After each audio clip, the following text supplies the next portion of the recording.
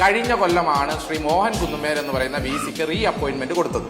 ഈ re appointment കൊടുത്തതിന് ശേഷം ഈ സംസ്ഥാന സർക്കാർ എപ്പോഴെങ്കിലും, എന്റെ ചോദ്യം ഇതാണ്, എപ്പോഴെങ്കിലും ഇയാൾക്ക് റീ അപ്പോയിന്റ്മെന്റ് കൊടുക്കരുത് എന്ന് ആവശ്യപ്പെട്ടിട്ടുണ്ടോ? അല്ലെങ്കിൽ ഇയാൾ സംഘപരിവാറുകാരനാണ് എന്ന് നിങ്ങൾ ആരോപിച്ചിട്ടുണ്ടോ? ഒന്ന് ഉത്തരം പറഞ്ഞു.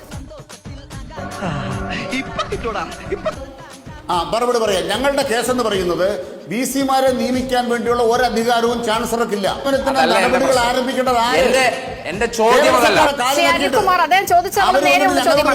മോഹൻ കുന്നുമ്മലിന്റെ പുനർനിയമനത്തിനെതിരെ സർക്കാർ എന്തെങ്കിലും നിലപാടെടുത്തിട്ടുണ്ടോ? ഏതെങ്കിലും തരത്തിലുള്ള പ്രതിഷേധം അറിയിച്ചിട്ടുണ്ടോ? രാജ്ഭവനെ നിയമപരമായി നീങ്ങിയിട്ടുണ്ടോ? പോലീസുകാർ തിരിച്ചും മറിച്ചും ചോദ്യങ്ങൾ ചോദിക്കും. അതുകൊണ്ട് ചോദ്യങ്ങൾ ശ്രദ്ധിച്ച് കേട്ട് മനസ്സിലാക്കിയ ശേഷമേ ഉത്തരം പറയാവൂ. ഒരു സംസ്ഥാന സർക്കാർ നിയമസഭയിൽ കൊണ്ടുവന്ന നിയമത്തിൽ ഒപ്പിടരുന്നു കോൺഗ്രസ്. ആ നിയമം നടപ്പാക്കാൻ വേണ്ടി ഞങ്ങൾ കോടതിയിൽ പോയി. ആർക്കെതിരെയാണ് കോടതി പോയത്? രാജ്ഭവനെതിരെ. എന്നിട്ട് പിന്നെ രാജ്ഭവനിൽ അപേക്ഷയായിട്ട് ഞങ്ങൾ പോയോന്നോ? ഞങ്ങൾ ഈ കോടതിയിൽ പോയിട്ടുണ്ടോ? പോലീസുകാരെ അച്ഛൻ അങ്ങനെ പറഞ്ഞു, അമ്മ ഇങ്ങനെ പറഞ്ഞു എന്ന് പല കള്ളങ്ങളും പറയും.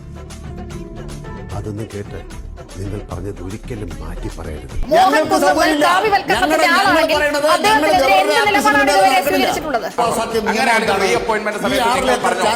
സംഘപരിവാറുകാരനാണ്, ഇയാൾക്ക് കൊടുക്കരുത് എന്നൊരു രാഷ്ട്രീയ നിലപാട് CPM സ്വീകരിച്ചോ? SFI സ്വീകരിച്ചോ? അതാണ് എന്റെ ഇവിടെ